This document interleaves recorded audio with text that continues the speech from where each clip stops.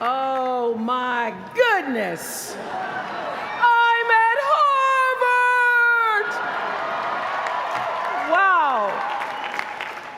My one hope today is that I can be a source of some inspiration. I'm going to address my remarks to anybody who's ever felt inferior or felt disadvantaged, felt screwed by life. This is a speech for the quad.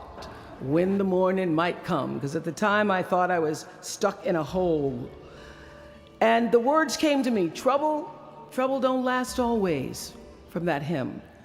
This too shall pass. And I thought, as I got out of the shower, I am gonna turn this thing around, and I will be better for it. And when I do, I'm gonna go to Harvard, and I'm gonna speak the truth of it. So I'm here today to tell you, I have turned that network around.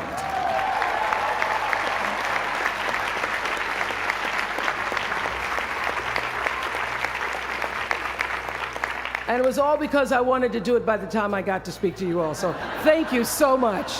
You don't know what motivation you were for me. Thank you. I'm even prouder to share a fundamental truth that you might not have learned even as graduates of Harvard, unless you studied the ancient Greek hero with Professor Naj. Professor Naj, who as we were coming in this morning said, "Please, Ms. Winfrey, walk decisively." I shall walk decisively. This is what I want to share. It doesn't matter how far you might rise. At some point, you are bound to stumble, because if you're constantly doing what we do, raising the bar, if you are constantly pushing yourself higher, the law of averages, not to mention the myth of Icarus, predicts that you will at some point fall. And when you do, I want you to know this, remember this, there is no such thing as failure. Failure is just life trying to move us in another direction. Now, when you're down there in the hole, it looks like failure. So this past year, I had to spoon feed those words to myself. And when you're down in the hole, when that moment comes, it's really okay to feel bad for a little while. Give yourself time to mourn what you think you may have lost. But then, here's the key. Learn from every mistake, because every experience, encounter, and particularly your mistakes are there to teach you and force you into being more of who you are. And then figure out what is the next right move. And the key to life is to develop an internal, moral, emotional GPS that can tell you which way to go. Because now and forevermore, when you Google yourself, your search results will read, Harvard 2013. And in a very competitive world, that really is a calling card, because I can tell you, as one who employs a lot of people, when I see Harvard, I sit up a little straighter and say, where is he or she? Bring them in. It's an impressive calling card that can lead to even more impressive bullets in the years ahead. Lawyer, senator, CEO, scientists, physicists, winners of Nobel and Pulitzer Prizes, or late night talk show host. But the challenge of life, I have found, is to build a resume that doesn't simply tell a story about what you want to be, but it's a story about who you want to be. It's a resume that doesn't just tell a story about what you want to accomplish, but why. A story that's not just a collection of titles and positions, but a story that's really about your purpose. Because when you inevitably stumble and find yourself stuck in a hole, that is the story that will get you out. What is your true calling? What is your dharma? What is your purpose? For me, that discovery came in 1994 when I interviewed a little girl who had decided to collect pocket change in order to help other people in need. She raised $1,000 all by herself, and I thought, well, if that little 9-year-old girl with a bucket and a big heart could do that, I wonder what I could do. So I asked for our viewers to take up their own change collection. And in 1 month, just from pennies and nickels and dimes, we raised more than $3 million that we used to send one student from every state in the United States to college. But around 94, I got really clear. So don't expect the clarity to come all at once, to know your purpose right away.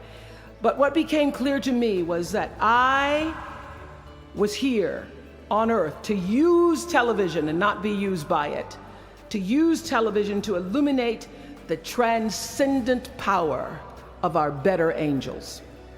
So this angel network, it didn't just change the lives of those who were helped, but the lives of those who also did the helping.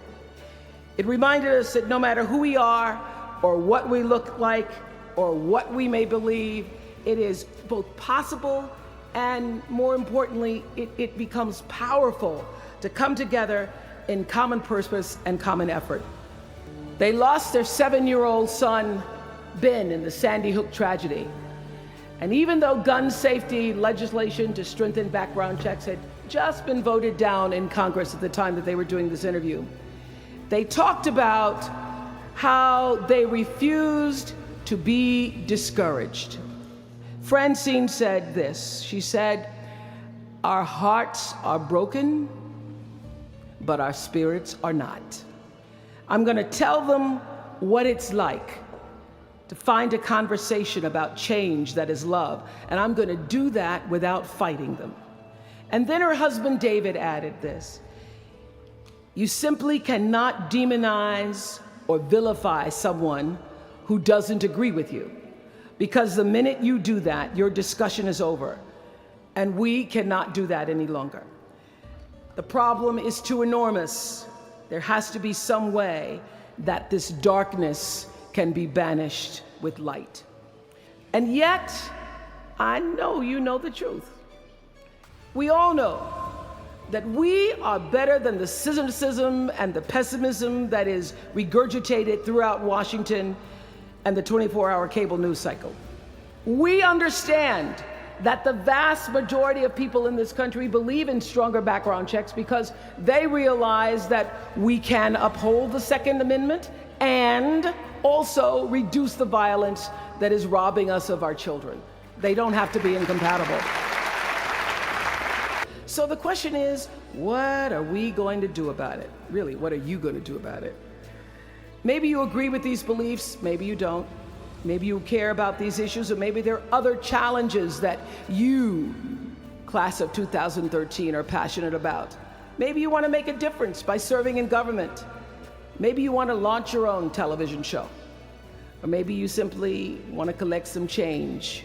Your parents would appreciate that about now. The point is, your generation is charged with this task of breaking through what the body politic has thus far made impervious to change.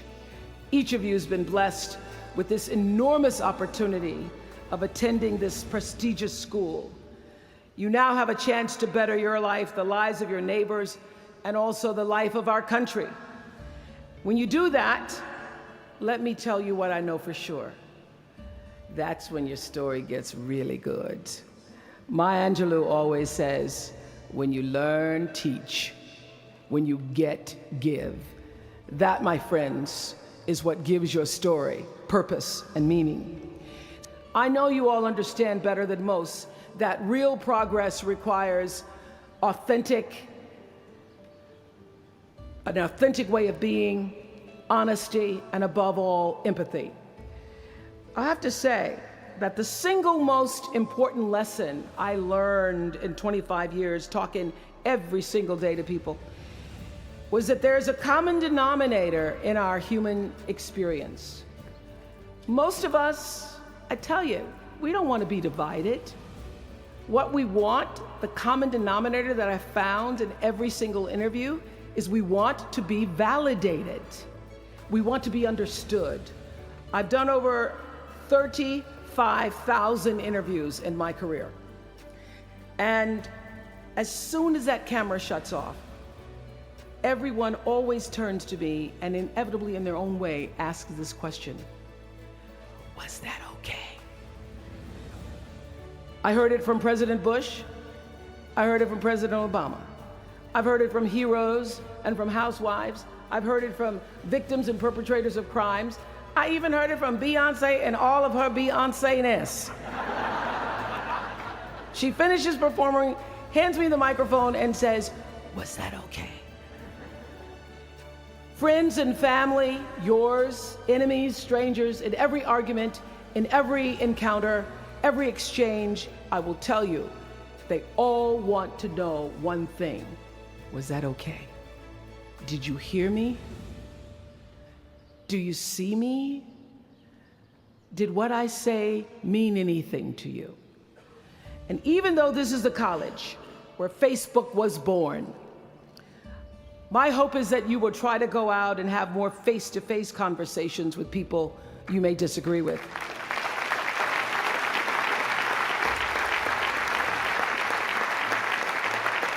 That you'll have the courage to look them in the eye and hear their point of view, and help make sure that the speed and distance and anonymity of our world doesn't cause us to lose our ability to stand in somebody else's shoes and recognize all that we share as a people. This is imperative for you as an individual and for our success as a nation. There has to be some way that this darkness can be banished with light. Says the man whose little boy was massacred on just an ordinary Friday in December. So whether you call it soul or spirit or higher self, intelligence, there is, I know this, there's a light inside each of you, all of us, that illuminates your very human beingness if you let it. I know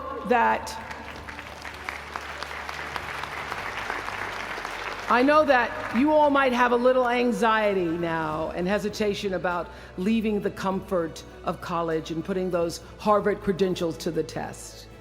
But no matter what challenges or setbacks or disappointments you may encounter along the way, you will find true success and happiness if you have only one goal. There really is only one, and that is this: to fulfill the highest, most truthful expression of yourself as a human being. You want to max out your humanity by using your energy to lift yourself up, your family, and the people around you. Theologian Howard Thurman said it best. He said, "Don't ask yourself what the world needs. Ask yourself what makes you come alive, and then go do that. Because what the world needs is people who have come alive." We might not always know it. We might not always see it or hear it on the news or even feel it in our daily lives, but I have faith that no matter what, class of 2013, you will be okay. And you will make sure our country is okay. I have faith because of that 9-year-old girl who went out and collected the change. I have faith because of David and Francine Wheeler. I have faith because of Michael and Harris Stolzenberg. And I have faith because of you, the network of angels sitting here today. One of them, Khadijah Williams, who came to Harvard 4 years ago. Khadijah had attended 12 schools in 12 years, living out of garbage bags amongst pimps and prostitutes and drug dealers, homeless, going into department stores, Walmart in the morning to bathe herself so that she wouldn't smell in front of her classmates. And today she graduates as a member of the Harvard class of 2013.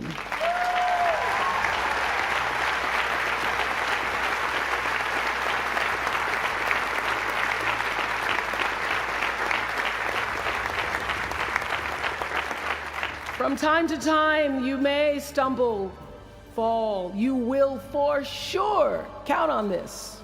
No doubt, you will have questions and you will have doubts about your path. But I know this, if you're willing to listen, to be guided by that still small voice that is the GPS within yourself, to find out what makes you come alive, you will be more than okay. You will be happy, you will be successful, and you will make a difference in the world. Congratulations, class of 2013. Congratulations to your family and friends. Good luck, and thank you for listening. Was that okay?